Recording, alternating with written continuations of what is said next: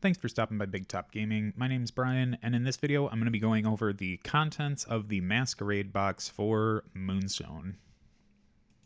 So the Masquerade box is solely for Dominion, and it's comprised of 3 models that all share the human keyword, but then there's also a couple rogues in here and a noble. Let's get things started with the Duchess. She brings the human and noble keyword, has a melee stat of 3 and a melee range of 1 inch. So on the surface with that, it doesn't seem like she really enjoys being in combat, but she can at least hold her own until we get a little further down here.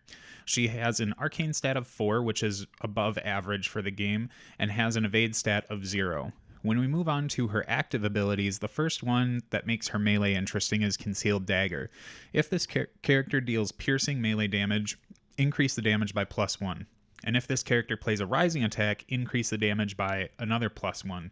So with rising attack only having a block on low guard, her melee output can be pretty dangerous on a rising attack. And that also is her signature move, but we'll save that for later. So on the surface, she doesn't look like she does a lot of melee damage, but with the right card, she can do what she can get a lot of work done.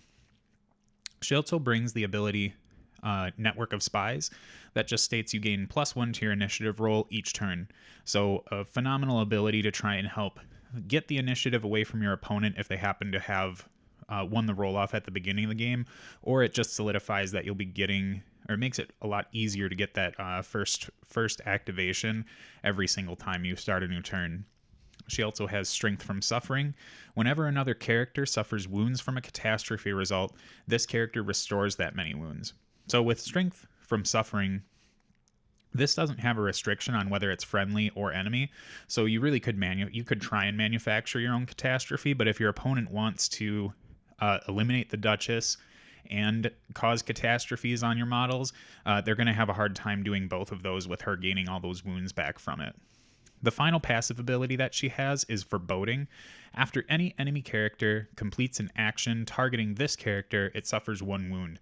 So your opponents are actively punished for coming after her. So even though she's not something you would envision as being a really melee-focused character, she can really do quite a bit and cause a lot of suffering for your opponent when they're in the mix.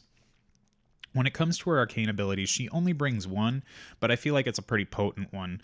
The ability Succubus costs 3 energy, and she does that at an 8-inch range. It takes a pink of any color to go off and says, target other character suffers X wounds, then for each wound lost, a friendly model within 8 inches and line of sight of this model may restore 1 wound and gain 1 energy. Now, I might not have the most current card up for her, but I think that she also has a stipulation on there that says the same model may be chosen multiple times for this particular ability. It does have the catastrophe of suffering 3 wounds, but I don't think that's a massive deal for her. But Succubus can just be so brutal against an opponent. With you having the ability to increase your odds for going first every turn, being able to just suck the energy off of someone and then spread it around to as many of your friendly models as you want to really makes her an enabler for the rest of your crew. She doesn't need to do a whole lot of damage. Like, her Concealed Dagger can do work, but if she's just in the middle of the table, existing and being a really difficult piece for your opponent to interact with, she's still taking all of their energy from a model that they need to do something that turn and spreading it out amongst yours. She enables your Troupe so much. She can really stack up a lot of energy on some of those models or characters that would like to do a lot more with energy but just don't have enough on their own. When we get to her health track, she has 7 hit points, and then her energy starts to fall off on the third hit point she takes, then the 5th, and then the final one, of course. So she is someone who likes to try and keep her hit point total pretty high, but with Strength from Suffering and access to some decent healing within Dominion, you're really not too worried about it. So flipping over to the Duchess's signature move, she upgrades Rising Attack into Threats and Promises. Essentially, this does null damage on all the melee cards you could possibly play, but it has the ability that states reduce damage suffered by -3. You also have the end step effect that states the enemy character gains 3 energy and may not target this model with an action for the remainder of the turn. So I think this puts the Duchess in a really utilitarian position. Rising attack with her concealed dagger has such a high value of output for damage that you feel weird trying to replace it with one that's extremely defensive. But with the Duchess wanting to try and make sure Succubus goes off as often as she can, being able to reduce damage by 3 could really mean that she's not going to take enough damage to get Succubus shut off.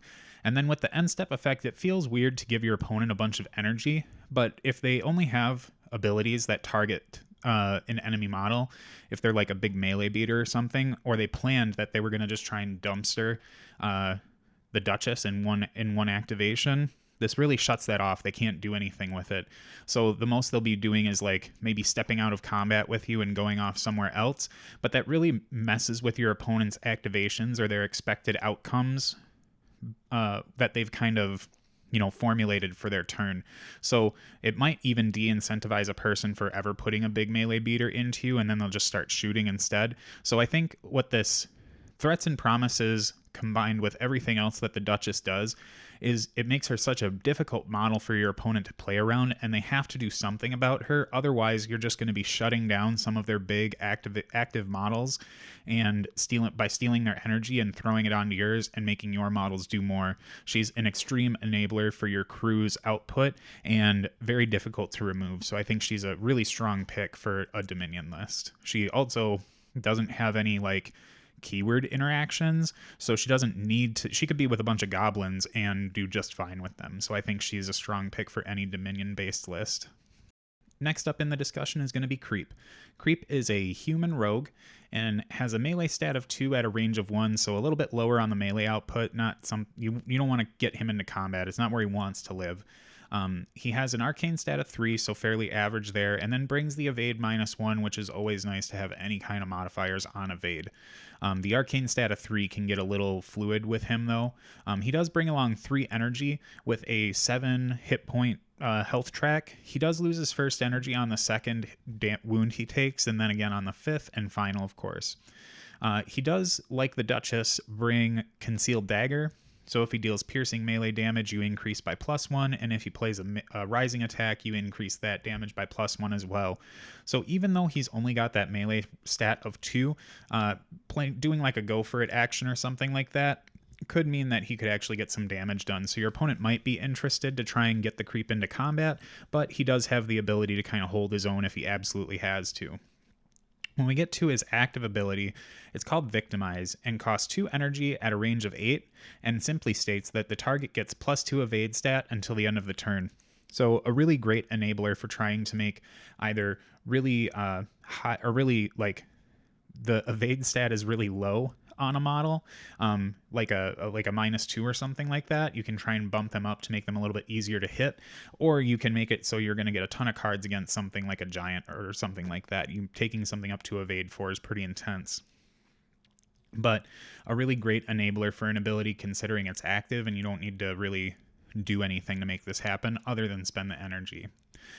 When we get to his arcane abilities, the first one is Vitality Draw and costs 2 energy at range 8, and it can only be done once per turn.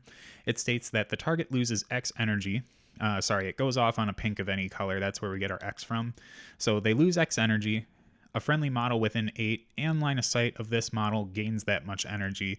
The catastrophe is suffering 3 wounds. So much like the Duchess, the Creep can suck energy off of people as well and then distribute it to one of your models. So with him and the Duchess combined, you can really get a lot of crazy resource bumps going, and your opponent's really hindered from being able to do anything else. It makes these two next to each other really difficult to deal with.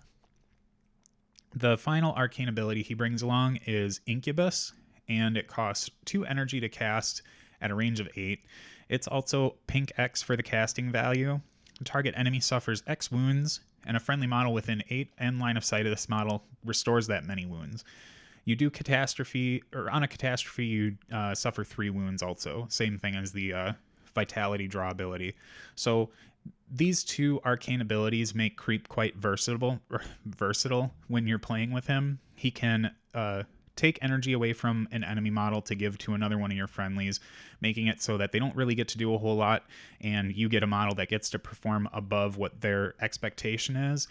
And you can also balance out like piece trading things where if your opponent went into one of your, like maybe you're bringing a troll or something like that and they've been beaten on it for a while, you can go ahead and try and upset the balance and get them into like a one shot range for your troll with Creep. So I think he in general brings a lot of interesting manipulative pieces that does again enable a lot more of your troop. So Creep can upgrade Low Guard for his signature move into Slip into Shadows. Slip into Shadows still deals null damage on every single attack that your opponent could throw out there, but he does reduce the damage suffered by -3 and then has the end step effect of stating this model may move 4 inches. Essentially, this makes it so that Low Guard is going to stop you from taking damage from just about everything out there. There's some models that can still mess with this a little bit because it is damage reduction and not anything like canceling out the damage. But at any rate, no matter what, unless your opponent, again, has a way to stop end step effects, which I don't know if there are any in the game, to be honest.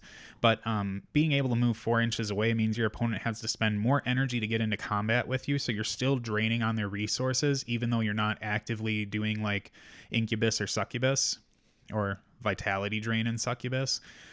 So your opponent wants to get rid of this model because the extra evade and the ability to sap wounds and energy is just very disruptive to their game plan.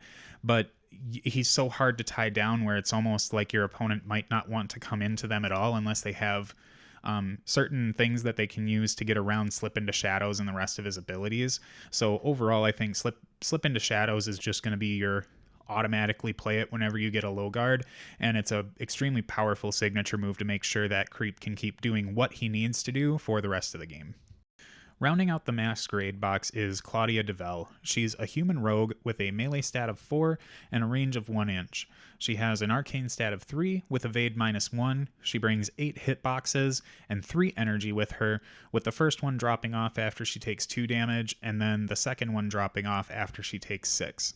So she can keep energy for quite a while outside of that first one. But for passive abilities, she brings Sure-Footed that states this character may jog over water features and wooden patches and pays 1 less for traverse actions.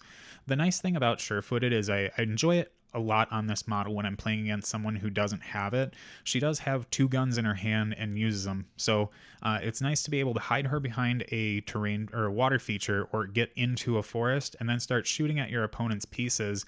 And then since they have a more difficult time traversing, or I shouldn't say traverse because that's a game ability, but they have a hard time getting through that terrain feature to Claudia. So by the time they actually get there, she might have like killed them or had some help from one of your other models to try and take them off the table. So she likes to be able to kind of hide in these places and shoot out while your opponent tries to, gets tripped up on the vines trying to get to her. Her second passive ability is called Brace of Pistols. This is once per game, this character may use the reload ability without paying the energy cost. So with reload costing 2 and her bringing 3 energy to the table, it's nice to get a couple extra shots when you wouldn't normally be getting them. You might only be doing 1, but Brace of Pistols with her has a really interesting place considering the rest of the characters we've talked about, because she can just get so much energy stacked on her. For active abilities, she has Robbery, which costs 2 energy and has a 1 inch range, and you can only do it once per turn. Target model with less wounds remaining than this character loses possession of 1 Moonstone, and this character gains possession of that Moonstone. Robbery is a really fun ability, especially if your opponent's trying to send a Moonstone carrier after her, or if you're trying to hunt one yourself, because with you being able to get through wooded patches and water features without having to worry about it, you can get to models that your opponent might have like mechanically put around there to be protected, or you could just hunt Moonstones around that feature, and either she's going to go get them and kill the opponent's models before they get there, or if you just like let your opponent get to it and then have her do it, it's a little bit more energy efficient for her to take a shot at them, move in, do Robbery, and then take the Moonstone. She does have the reload ability for shoot pistol, and it costs 2 energy, and it just states that the named ability can be used again and you can't use it while you're engaged. So this is the ability that you would get to do for free with Brace of Pistols. Finally, for arcane abilities, she has shoot pistol. It costs 1 energy, has a range of 8 inches, and has the once per game unless reloaded rule. It goes off on a green X, or so green of any value, and target suffers X plus 1 impact damage, and the catastrophe is this character suffers 3 wounds. One of the huge things about her pistols is that most of the characters that I've played with so far, the catastrophe on their gun is that they just can't use it for the rest of the game. So only having to take 3 wounds for having a catastrophe come at you is pretty nice for her, considering we have ways to heal her just within this box even. So I think her shooting is really great, especially when you combine her with someone like Creep, where he's going to stack up that +2 evade, bringing her up to Arcane 5. It can get pretty brutal with her shooting if she's going after a target that he's picked out for her. She also has an upgrade to Sweeping Cut as her signature move, and it's called Stand and Deliver. So regardless of what your opponent plays, you're dealing no damage, but you have the end step effect of, if this character was not slain and the enemy is in possession of a Moonstone, then they must choose to either suffer 3 wounds or lose possession of 1 Moonstone, and then this character gains possession of that Moonstone. So Stand and Deliver is a interesting melee card for her. She has that melee stat of 4, so she can it's not unlikely that she might go for it and end up drawing a Sweeping Cut. So regardless of what your opponent plays, if they're holding a Moonstone, they're either going to be taking 3 wounds or just losing that Moonstone. And with her having 8 health points, it's not likely that she's going to be in this first connection of combat and be at risk of dying from an attack. I think the signature move ends up putting your opponent in another really difficult position where, if they're holding a Moonstone, they want to try and get into Claudia Duvel to try and get her off the table so they don't start shooting, so that she doesn't start shooting at them or shoot them off the table. But if they come in, they're at risk of having their Moonstone robbed from them, and they're also if Claudia's already activated, they're at risk of getting Stand and Deliver signature move on them and losing that Moonstone anyway.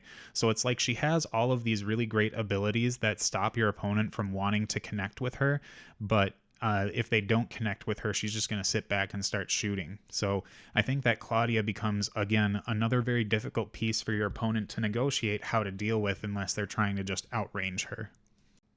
Overall, I think that this box really works well with itself.